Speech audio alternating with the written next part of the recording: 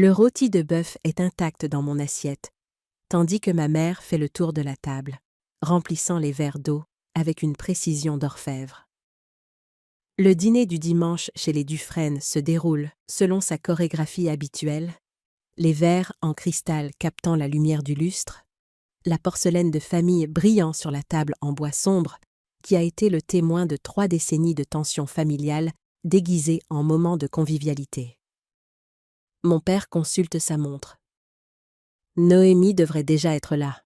« Tu connais ta sœur ?»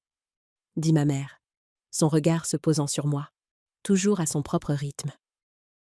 J'acquiesce, n'osant pas parler.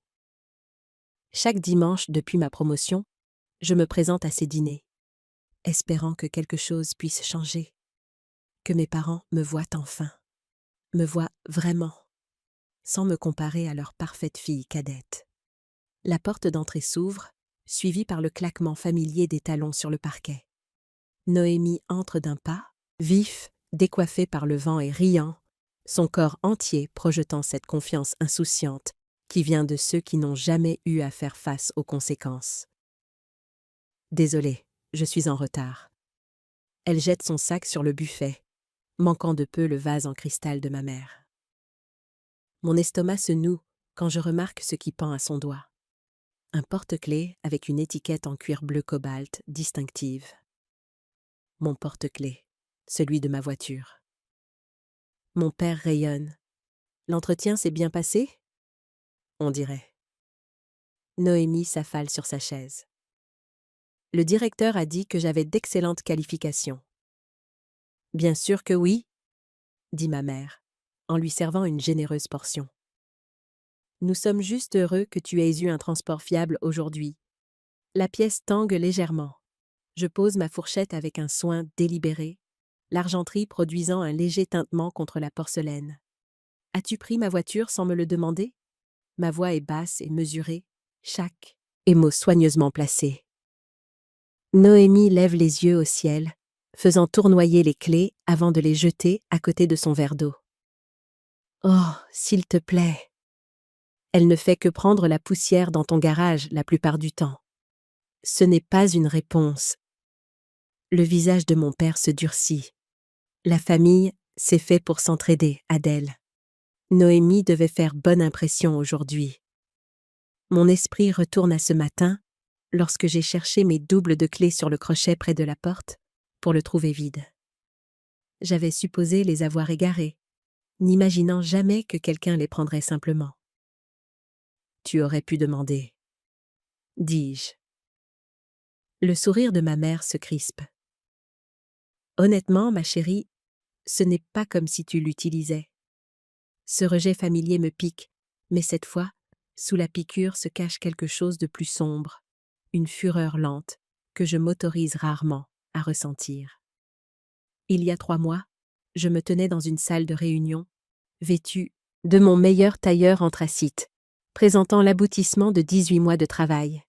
8 hommes en costumes similaires me dévisageaient, leur scepticisme laissant place peu à peu à un respect réticent alors que je leur exposais la proposition. Lorsque la dernière signature a été apposée sur le contrat de 3,5 millions d'euros, je savais exactement ce que j'allais faire de ma commission. Le concessionnaire l'appelait « Bleu Nuit », bien que sous certaines lumières, elles paraissent presque noires, avec des sièges en cuir qui sentaient les possibilités infinies. Le vendeur a été surpris quand j'ai versé l'acompte sans hésitation, sans mari ni père à mes côtés pour approuver l'achat. C'est la première chose que j'ai jamais possédée, qui ne soit ni d'occasion ni en solde. Avais-je dit à Léa autour d'un verre pour fêter ça, en lui montrant des photos de ma nouvelle berline. J'ai mérité chaque centimètre carré de cette voiture. Maintenant, Noémie examine ses ongles, inconsciente de ce qu'elle a pris. Pas seulement une voiture, mais la preuve physique que j'ai enfin échappé à l'ombre des attentes familiales. « J'allais justement te demander, » dit Noémie en coupant sa viande, « pourrais-je te l'emprunter à nouveau le week-end prochain ? Il y a ce séminaire professionnel à Lyon et… Non. » Le mot sort avant que je ne puisse l'adoucir. La fourchette de ma mère s'arrête à mi-chemin de sa bouche. Adèle, ne sois pas égoïste. Voilà, le schéma familier. Noémie prend. Je sacrifie. Mes parents arbitrent, toujours en sa faveur. Tu as ta propre voiture, dis-je. Ce vieux taco? Allons, j'essaie de créer des contacts professionnels. Mon père pose sa serviette. Ta sœur essaie de lancer sa carrière, le moins que tu puisses faire est de l'aider. Ma carrière a commencé avec des prêts étudiants et 2 emplois, sans relation familiale ni luxe emprunté. Mais le dire ne ferait que me cataloguer ici. Oh ma mère, jalouse du charme sans effort de ma sœur. L'histoire ne change jamais, seuls les détails. Au fait, ajoute Noémie en piquant une carotte, un idiot dans un parking a rayé la portière passager. Rien de grave. Mon téléphone vibre dans ma poche. Puis encore. Et encore. Je le sors, enfreignant la règle de ma mère. Pas de téléphone à table. Et je sens mon sang se glacer. 6 notifications de collègues. Toutes des variations du même message. Superbe voiture. Tes parents te l'ont offerte quand? J'ouvre Instagram et la voilà. Noémie posant à côté de ma berline bleu nuit, les mains manucurées étalées sur le capot, son sourire large et fier. La légende dit « Merci maman et papa pour ce cadeau incroyable. Nouvelle voiture, soutien familial, béni. 23, j'aime. 4 commentaires d'amis communs. Publiés il y a 2 heures.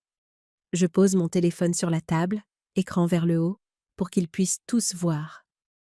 Le silence se fait dans la paix. Yes. Nous devons parler de limites, dis-je, ma voix stable malgré la rage qui monte dans ma poitrine. Le temps des sacrifices est terminé. Mon père agite la main d'un air dédaigneux vers l'écran de mon téléphone. Ce n'est qu'une publication sur les réseaux sociaux? Adèle, ne sois pas si susceptible. Elle veut juste se sentir aussi réussie que sa grande sœur. Ma mère intervient, tamponnant le coin de sa bouche avec sa serviette. Est-ce si terrible? Je regarde Noémie. J'attends. Ses épaules se soulèvent et s'abaissent dans un haussement d'épaules étudié. Je la supprimerai si c'est si important, dit-elle, sans croiser mon regard. Mais tout le monde l'a déjà vu. Alors à quoi bon? La désinvolture dans sa voix me brûle la peau. Je prends une lente inspiration, gardant mon ton égal. Montre-moi la rayure. Quoi? Sur ma voiture. La rayure dont tu as parlé. Je veux la voir. 2 minutes plus tard, nous sommes dans l'allée. La rayure n'est pas juste une rayure. C'est une éraflure de 30 centimètres, avec des traces de peinture rouge incrustées dans la surface bleu nuit. Ça ne vient pas d'un parking. Ça vient d'une borne d'incendie. Tu as percuté une borne d'incendie. Les mots ont un goût de métal dans ma bouche. Tu textotais en conduisant? Les yeux de Noémie se dirigent vers la maison où nos parents attendent. Quelle importance! L'assurance couvrira. Mon assurance. Mes primes. De retour à l'intérieur, je fais défiler mon téléphone, le cœur battant plus fort à chaque balayage. Pas une seule publication. 5, s'étalant sur 2 semaines. Noémie devant un service de voiturier d'un restaurant. Noémie dans un club de golf. Noémie montrant sa nouvelle voiture à des amis devant un bar chic. Mon esprit retourne au lycée. Moi, à 17 ans, ouvrant la fine enveloppe de l'université. Bourse d'études complète. Maman levant à peine les yeux de la préparation de la fête des 16 ans des Noémie. C'est bien, chérie. Tu peux accrocher ces guirlandes? 2 heures plus tard, papa arrivant dans l'allée avec une Volkswagen rouge. Les clés pendantes. Joyeux anniversaire, princesse. Noémie criant de joie pendant que je scotche des décorations pour une fête à laquelle je n'étais pas invitée. Mes années universitaires passées à travailler à la librairie du campus le matin, à servir dans un restaurant le soir, la contribution de mes parents, 600 € par semestre pour les livres. Pendant ce temps, Noémie passait par 3 universités différentes, entièrement financées, avant de tout laisser tomber. L'université n'est pas pour tout le monde, avait dit maman en tapotant la main de Noémie. Mes pulls qui disparaissent de mon placard. Mes bijoux empruntés, jamais rendus. Le double des clés de mon premier appartement soudainement manquant, après que Noémie soit passée voir l'endroit. Le schéma s'étend sur des décennies, visible maintenant, avec une clarté douloureuse. Je pose mon téléphone face visible sur la table et je me lève. La salle à manger devient silencieuse alors que je me redresse de toute ma hauteur, prenant soudain conscience de combien je domine ma famille assise. Cette voiture, dis-je, ma voix plus calme que je ne l'aurais cru, représente le premier achat important que j'ai fait pour moi-même, avec l'argent que j'ai gagné, d'un travail pour lequel j'ai fait des semaines de 80 heures pour exceller. Les yeux de ma mère s'emplissent de larmes. La mâchoire de mon père se serre. J'ai payé mes études, j'ai payé mon appartement. J'ai payé pour chaque chose que je possède. Chaque phrase atterrit comme un pas, avançant lentement sur un terrain instable. Après la clôture du contrat Miller, j'ai choisi cette voiture parce que pour une fois, je voulais quelque chose qui ne soit pas de seconde main. Quelque chose qui représentait ce que j'avais accompli sans laisser. De deux personnes. Noémie examine ses ongles, mais je surprends la lueur de ressentiment dans ses yeux. Et tu l'as prise, sans demander, puis tu as menti sur qui l'avait achetée. Les larmes de ma mère débordent, se transformant rapidement en indignation. Après tout ce que nous avons fait pour toi, c'est comme ça que tu nous remercies? Avec des accusations et de l'ingratitude? Mon téléphone vibre à nouveau. Jessica de la comptabilité. Superbe voiture sur la publication. Tes parents te l'ont offerte quand? Ça doit être agréable d'avoir un soutien aussi généreux. Jessica, qui m'a vu rester tard chaque soir pendant 18 mois pour monter le dossier Miller. Qui m'a apporté du café pendant la présentation finale. Qui a célébré avec du champagne bon marché quand le contrat a enfin été signé? Je pense à mon patron, Thomas, qui m'a accompagné au parking le jour après l'achat de la voiture. Son signe de tête approbateur en faisant le tour du véhicule. Vous avez mérité chaque centimètre de ce luxe, Dufresne. Personne ne vous a rien donné. Au travail, le respect. La reconnaissance de l'effort. La reconnaissance de la réussite. À la maison, le dédain. Le sentiment que tout est dû. Le vol déguisé en partage. J'attrape mon sac à main avec un calme délibéré, le passant sur mon épaule. Ne quitte pas cette table, jeune fille. La voix de mon père porte l'autorité qui autrefois me faisait me figer. Nous n'avons pas fini de discuter de ça. En fait, si. Je me dirige vers la porte. Que vas-tu faire? Appeler la police pour ta propre sœur? Me défie Noémie, se penchant en arrière sur sa chaise avec sa confiance habituelle. La confiance de quelqu'un qui n'a jamais fait face aux conséquences. Je m'arrête sur le seuil, me retournant pour leur faire face une dernière fois. 3 visages, 3 versions de la même attente que je vais céder. Comme je l'ai toujours fait. Non, dis-je. Les deux. GTS serré sur mes clés. Je vais faire quelque chose de bien plus efficace. La porte se referme derrière moi avec un clic doux, ponctuant mon dernier mot comme un point final à une très longue phrase. Plus tard dans la nuit, mon reflet se dessine sur la fenêtre alors que je fais les 100 pas dans mon appartement du centre-ville, 8 pas d'un mur à l'autre. Demi-tour. Répété. À travers la vitre, 12 étages plus bas, ma berline bleu nuit repose sur le parking. La rayure sur sa portière passager visible même de cette hauteur. Une vilaine balafre gâchant la finition parfaite. Je m'arrête net, les poings serrés le long de mon corps. Le souvenir de Noémie jetant mes clés sur la table à manger brûle encore dans mon esprit. Sa désinvolture, la défense dédaigneuse de mes parents. Une chorégraphie familiale à laquelle j'ai dansé toute ma vie. Mon bureau contraste vivement avec mon agitation, méticuleusement organisée. Chaque objet à sa place. Ah, signé. Des plaques de récompense sont alignées sur le bord arrière. Meilleure directrice des ventes régionales, 3 années de suite. La photo encadrée de moi serrant la main du PDG, après avoir conclu le contrat Valois, le presse-papier en cristal commémorant mon 5e anniversaire dans l'entreprise. Des réalisations obtenues par la persévérance, la stratégie et le sacrifice. Contrairement à cette voiture, contrairement à tout ce que ma sœur a jamais possédé. Je m'arrête à la fenêtre, presse le bout de mes doigts contre le verre froid et fixe le véhicule en bas. La prise de conscience mûrit lentement. Puis, avec une clarté soudaine, je réalise que j'ai abordé tout cela de la mauvaise manière. Si ma famille refuse de respecter mes limites, peut-être que la solution n'est pas d'essayer de leur faire comprendre. Peut-être que la solution est de supprimer complètement l'opportunité. Je souris pour la première fois depuis ce terrible dîner. Je passe les heures suivantes à élaborer non seulement une stratégie, mais une déclaration. Ce n'est plus seulement une question de voiture. C'est une question de respect, d'autonomie et de la valeur de mon travail.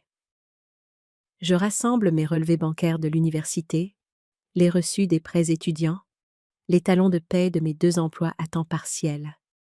Je ne les utiliserai peut-être jamais, mais les voir empilés sur ma table basse, ancrent ma résolution dans la réalité tangible. Ma colère, autrefois une chaleur diffuse et impuissante, se cristallise maintenant en une force froide et précise.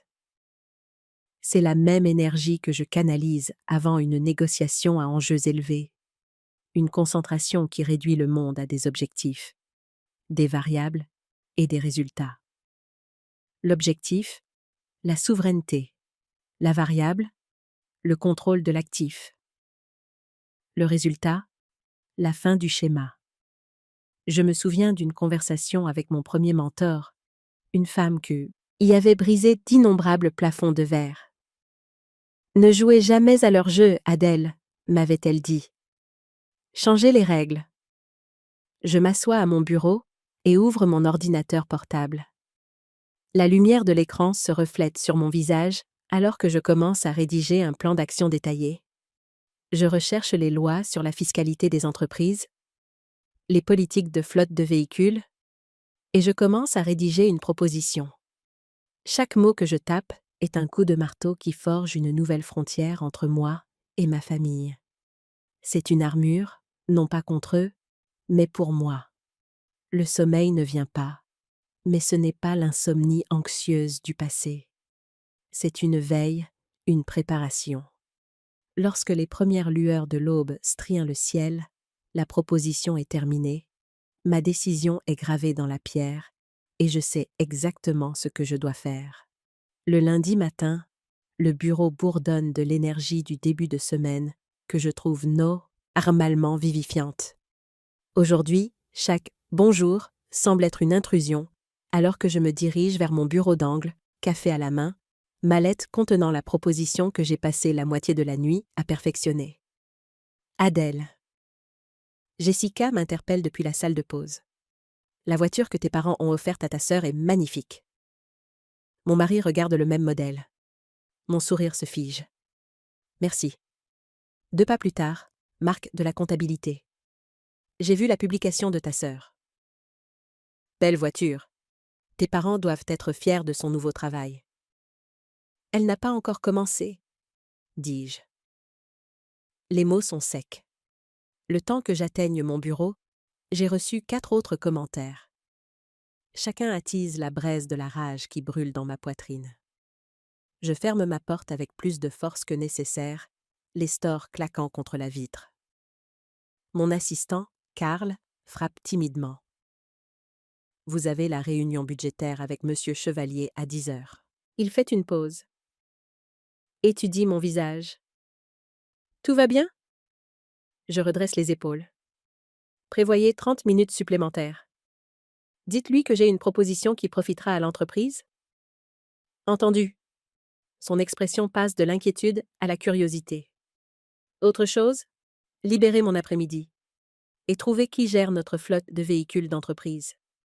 À 10 heures précises, je suis assise en face d'Henri Chevalier, le directeur financier de Neurotech Solutions. J'ai passé 3 ans à gagner son respect grâce à des résultats constants et une responsabilité fiscale sans faille. Aujourd'hui, je vais tirer parti de ce capital. Je fais glisser le dossier sur son bureau. Avant de discuter des chiffres trimestriels, j'aimerais proposer une solution à nos coûts de transport pour les clients. Ses sourcils se haussent légèrement, mais il ouvre le dossier. J'ai exposé les chiffres avec une clarté précise. Coûts actuels des remboursements de frais kilométriques pour les directeurs des ventes au cours de l'année écoulée. Coûts d'entretien des véhicules appartenant à l'entreprise. Avantages fiscaux de l'amortissement des actifs. Métrique de la valeur de l'impression client. Vous suggérez que nous ajoutions un véhicule de direction dédié? Chevalier tourne les pages.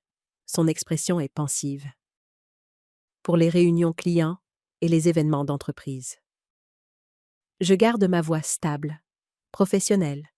Nous dépensons actuellement en moyenne 1 245 € par mois en remboursement, rien que pour l'équipe de vente. Un véhicule dédié réduirait cela de 30%, tout en offrant des opportunités de branding cohérentes. Il étudie la dernière page, une photographie de ma berline bleu nuit avec une maquette du logo de l'entreprise subtilement positionnée sur la portière. Et il se trouve que vous connaissez un véhicule disponible qui répond à nos spécifications. C'est exact. Je croise son regard directement. Le mien. Chevalier se penche en arrière, un sourire se dessinant sur ses lèvres. Je me demandais quand vous feriez un mouvement de ce genre, Dufresne. Monsieur, vous avez toujours été stratégique. Ceci. Il tapote le dossier. Cela nous fait réellement économiser de l'argent à long terme. Malin. Très malin. 2 heures plus tard, je sors du service juridique avec les documents préliminaires en main. Ma voiture deviendra la propriété de l'entreprise d'ici la fin de la semaine. Un prix juste, tous les avantages fiscaux et surtout, une mise à l'abri complète de la portée de ma famille. On dirait que tout s'est bien passé, dit David Martin, mon superviseur direct, me croisant dans le couloir. Chevalier a déjà approuvé la dépense. C'est financièrement logique pour l'entreprise. David hoche la tête. Et ça vous met à distance de la situation familiale? Mais pas hésite. Vous êtes au courant? J'ai vu les publications. Son expression reste neutre. Ce ne sont pas mes affaires. Mais si cela vous aide, vous avez mon soutien total. Le mercredi, le mécanicien de l'entreprise a enlevé la rayure de la portière passager, la dépense étant absorbée comme un entretien de routine. Karl a reprogrammé des réunions clients pour accommoder la transition, et le service juridique a rédigé l'accord final. Je me tiens dans le garage souterrain à côté de Maître Dubois, l'avocat de l'entreprise, alors qu'il examine les documents. Le transfert d'assurance est effectif immédiatement. Maître Dubois coche des points sur sa liste. Les plaques d'immatriculation de l'entreprise arriveront la semaine prochaine. La place de parking réservée est déjà marquée. En effet, un panneau indique maintenant « Réservé aux relations clientèle » à l'emplacement de choix près de l'ascenseur. La berline bleu nuit est garée en dessous, fraîchement lavée et lustrée. Un petit logo magnétique de l'entreprise orne désormais les 2 portières. Rez avant. Vous êtes sûr de ça? Demande Maître Dubois en me tendant le dernier papier à signer. Une fois qu'elle est la propriété de l'entreprise, vous ne pouvez pas simplement la reprendre. J'en suis sûr. Le stylo semble lourd dans ma main alors que je signe mon nom d'un trait décidé. Ce soir-là, Léa arrive à mon appartement, jonglant avec une bouteille de vin et des plats à emporter de notre restaurant italien préféré. Aux actifs de l'entreprise, dit-elle en levant son verre après que je lui ai tout expliqué. La délimitation de frontières la plus créative que j'ai jamais vue. Je trinque avec elle, au problème résolu. Que vas-tu leur dire? Elle sert des pâtes dans nos assiettes, le riche arôme d'ail et de basilic remplissant ma cuisine. J'enroule des spaghettis autour de ma fourchette, réfléchissant. La vérité. Que je ne possède plus la voiture. Et quand ils réaliseront ce que tu as fait? La colère qui m'a animée pendant des ours se transforme en quelque chose de plus froid, de plus permanent. Alors ils apprendront ce qui se passe quand ils confondent ma générosité avec de la faiblesse.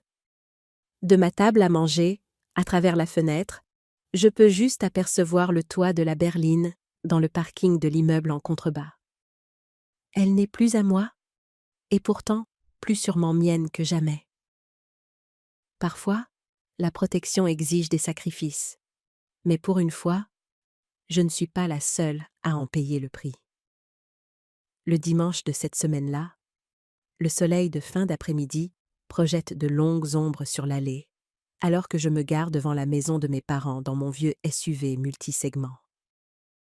Le véhicule me semble confortablement familier après 2 semaines sans le conduire, le siège en cuir usé, épousant mon corps comme un vieil ami. Je m'arrête avant de couper le moteur, savourant l'anticipation de ce qui va suivre. Lorsque j'ouvre la porte d'entrée, 3 têtes pivotent, à l'unisson. Noémie se tient dans l'entrée, son expression passant de l'ennui à la confusion. « Où est la voiture bleue ?» demande-t-elle, la voix plus aiguë que d'habitude. Mes parents échangent des regards rapides, du genre de ceux qu'ils ont perfectionnés en 30 ans de mariage. Mère touche son collier de perles, une habitude nerveuse qu'elle a depuis que je suis petite. La mâchoire de père se serre presque imperceptiblement. « J'ai pris ma vieille voiture aujourd'hui, » dis-je en suspendant ma veste dans le placard. L'arôme du rôti de bœuf emplit la maison, le même menu du dîner du dimanche que nous avons depuis mon enfance. Je prends ma place habituelle à table, une étrange sérénité m'envahissant. Pour la première fois depuis des années, je me sens complètement en contrôle à cette table. Mère sert le dîner avec une précision mécanique, son sourire crispé au coin des lèvres. Personne ne parle jusqu'à ce que père se racle la gorge. Nous avons réfléchi à ta situation, ma chérie, dit mère en arrangeant soigneusement sa serviette sur ses genoux. Père pose sa fourchette, sa voix prenant ce que j'ai toujours appelé son ton de dirigeant, celui qu'il utilise quand il croit que sa parole est sans appel. Noémie a besoin d'un moyen de transport fiable pour sa recherche d'emploi. L'économie est brutale en ce moment, ajoute Noémie, sa voix s'adoucissant. Chaque impression compte. Je prends une bouchée de carottes, mâchant lentement. Ils ont répété ça. Je reconnais la chorégraphie familière. Mère ouvre avec une apparente préoccupation. Père livre le verdict. Noémie suit avec sa vulnérabilité étudiée. Nous pensions que tu pourrais peut-être ajouter Noémie à ton assurance, continue mère, juste pour les moments où la voiture ne bouge pas de toute façon. Tu travailles de la maison 3 jours par semaine, me rappelle père. C'est logique pour la famille. Noémie se penche en avant, les yeux grands ouverts et sincères. Je serai plus prudente cette fois, je le jure. Cette rayure n'était absolument pas de ma faute. Je continue de manger tranquillement, surprise par mon propre appétit. Le rôti est parfait ce soir, tendre et savoureux. Mère a toujours su cuisiner un bon repas. Quand les assiettes sont débarrassées et que le dessert est servi, une tarte aux pommes avec de la glace à la vanille, ils attendent toujours ma réponse. Le silence s'étire entre nous, ponctué uniquement par le léger cliquetis des cuillères contre les assiettes. Père s'agite sur sa chaise. Mère remplit des verres d'eau qui n'ont pas besoin d'être remplis. Le pied de Noémie bat un rythme nerveux sous la table. Je prends une autre bouchée de tarte, laissant la douceur s'attarder sur ma langue. Pour la première fois de la soirée, je souris sincèrement. Ce ne sera pas possible. Mère pose la carafe d'eau. Que veux-tu dire? Je m'essuie la bouche avec « c'est ma serviette ». Je ne suis plus propriétaire de cette voiture. Les mots tombent dans un moment de silence absolu. La main de mère vole à sa bouche. « Tu as déjà vendu ta nouvelle voiture ?» Encore une décision impulsive. La voix de père s'élève avec une pointe de triomphe, comme si mes actions venaient de prouver tout ce qu'il a toujours pensé de moi. Je secoue la tête une fois, calmement. Je l'ai transféré à mon entreprise. C'est maintenant un actif de la société. Le silence qui suit semble assez épais pour être touché. Tu ne peux pas faire ça. La voix de Noémie se brise comme celle d'une adolescente, son sang-froid s'effondrant. Père se penche en avant, son autorité diminuant à chaque mot. Qu'est-ce que ça veut dire exactement? Explique-toi. Les yeux de mère s'emplissent de larmes, une tactique familière qui autrefois m'aurait rempli d'une culpabilité immédiate.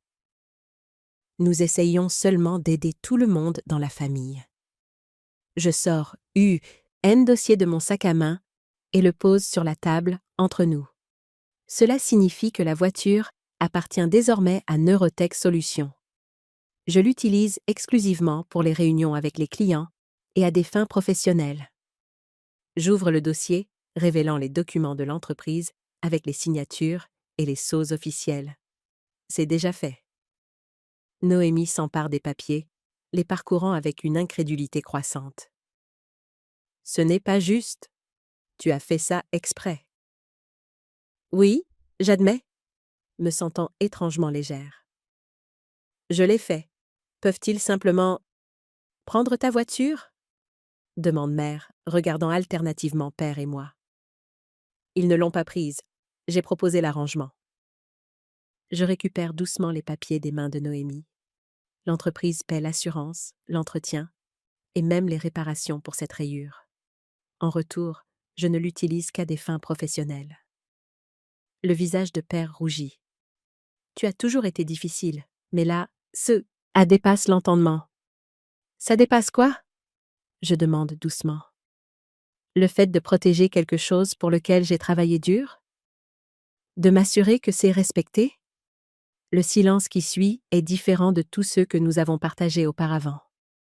Pour une fois, je n'attends pas leur approbation, ni ne redoute leur déception.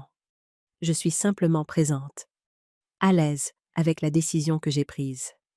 Je ferme le dossier avec une douce finalité qui en dit plus long que les mots. Le visage de mon père vire au rouge comme un coucher de soleil estival. Les documents que j'ai posés sur la table pourraient tout aussi bien être écrits en sanskrit ancien, à en juger par le peu de compréhension qui vacille dans ses yeux. Il ouvre la bouche, la referme, puis essaie à nouveau. Tu ne peux pas simplement... Sa voix s'éteint alors que la réalité s'installe. C'est absurde. Mère tend la main sur la table, ses doigts manucurés s'arrêtant juste avant de toucher. Les miens. Adèle, après tous les sacrifices que nous avons faits pour toi, ton père a fait des heures supplémentaires pendant des années pour te payer tes études. Je manque de rire face à cette réécriture créative de l'histoire. 600 € par semestre. Maman, c'est ce que vous avez contribué. J'ai les relevés bancaires. Eh bien, nous aurions fait plus si nous avions pu, insiste-t-elle, sa voix prenant ce ton blessé qui, autrefois, m'aurait fait me précipiter pour m'excuser. Noémie repousse sa chaise avec assez de force pour faire trembler le cristal. Tu as toujours été égoïste, toujours à compter les points, toujours à t'accrocher aux choses. Voudrais-tu que je compte les points maintenant? Ma voix reste stable, me surprenant moi-même. Les manuels scolaires que je t'ai achetés pendant 3 semestres avant que tu n'abandonnes tes études de commerce. Le loyer que j'ai couvert quand tu étais entre 2 opportunités, l'année d'après, hernière. La caution de ton appartement que tu n'as jamais remboursée. La pièce tombe dans le silence, à l'exception du tic-tac de l'horloge grand-père dans le couloir. Tu as eu des opportunités que je n'ai jamais eues, dit enfin Noémie, mais sa voix manque de conviction. 5 emplois en 2 ans, Noémie. J'ai suivi, non pas parce que je voulais te le reprocher, mais parce que j'espérais sans cesse que l'un d'eux tiendrait. Je me tourne vers mes parents. Et vous deux, vous avez cautionné chaque échec. Chaque fois qu'elle a démissionné, parce qu'un manager était méchant ou que les horaires étaient trop exigeants.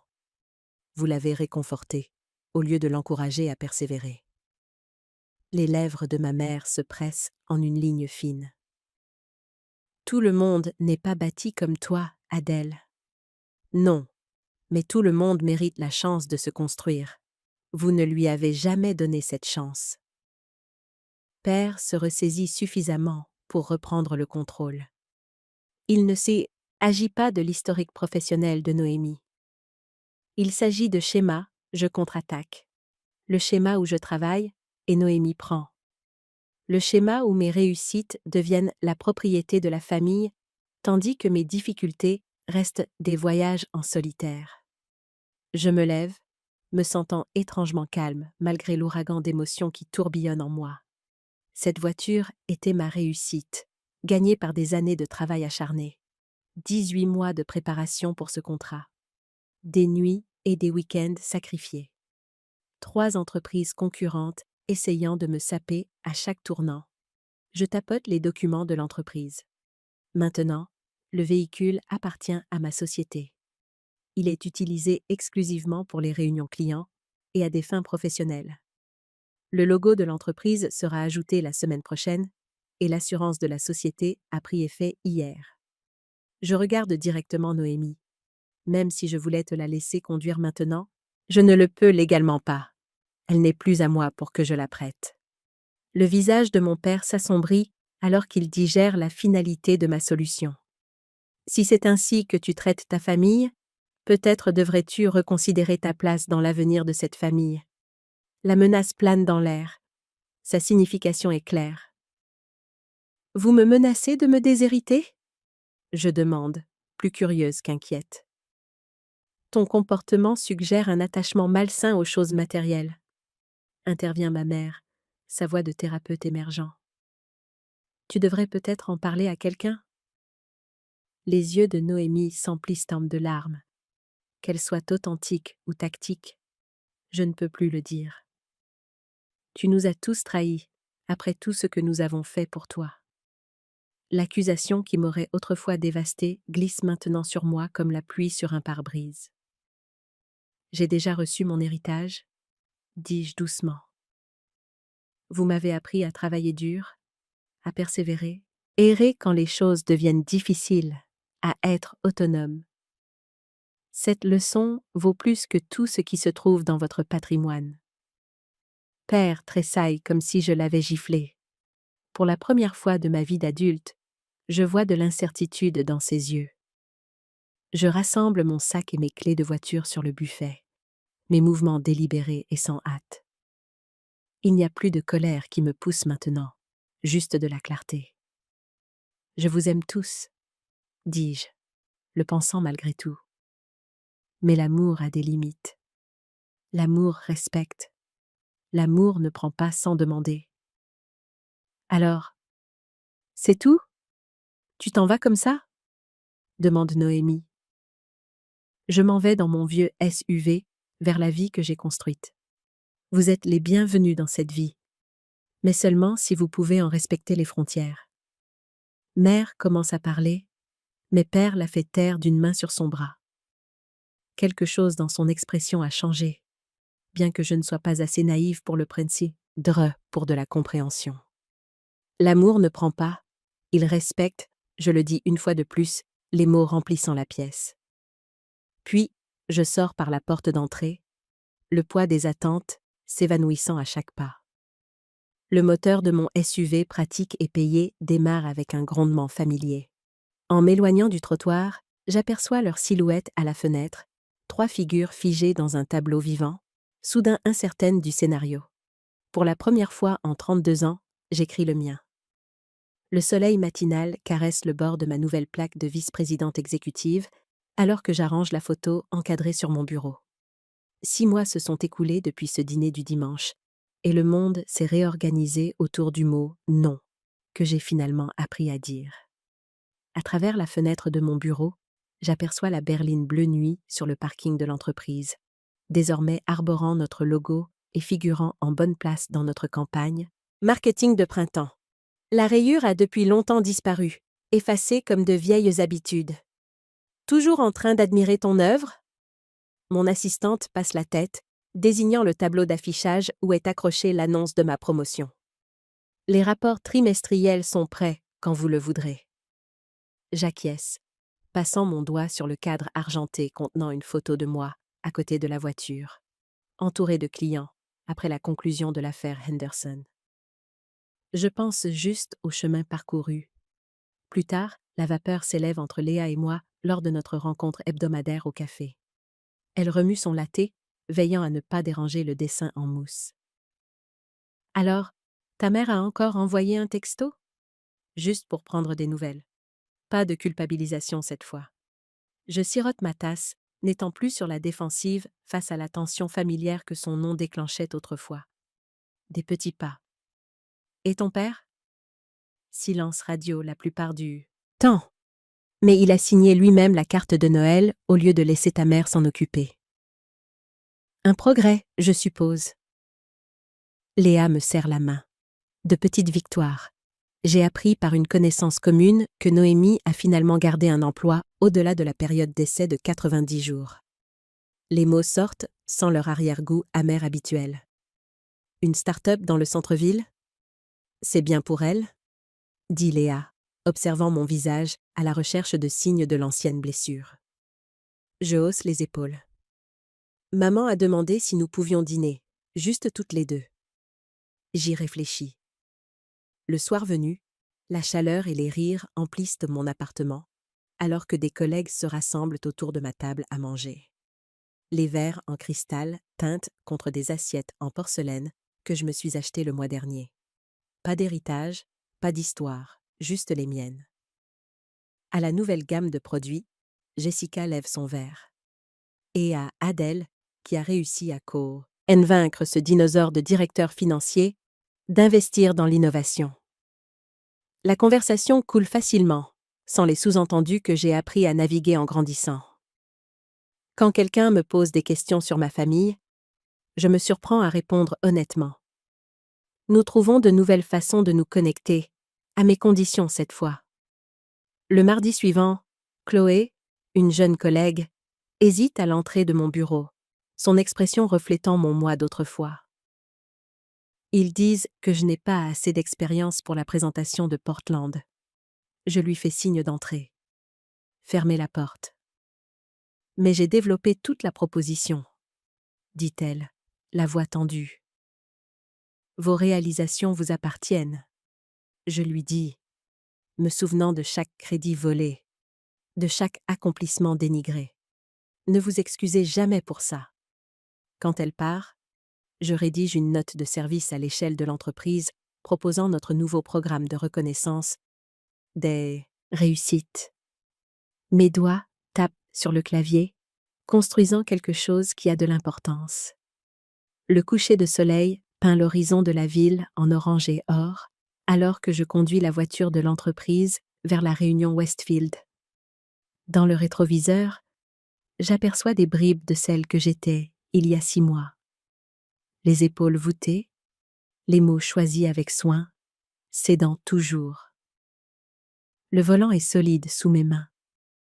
Les sièges en cuir sentent encore légèrement le neuf, malgré d'innombrables réunions clients et fonctions d'entreprise. La portière passager brille impeccablement dans la lumière déclinante. Je ralentis à un feu rouge, observant les piétons traverser. Une femme de mon âge, riant dans son téléphone, un homme plus âgé, avec une mallette, 2 adolescents partageant des écouteurs. Tous inconscients de la façon dont quelque chose peut se briser en un instant. La réussite, ce n'est pas ce que l'on possède. Je réalise en accélérant au passage du feu au vert. C'est de posséder ses propres limites. Certains prix sont trop élevés, même pour la famille, mais certaines leçons valent chaque centime. La réussite est une forteresse que l'on construit brique par brique, et les murs les plus importants sont ceux que l'on érige à l'intérieur de soi.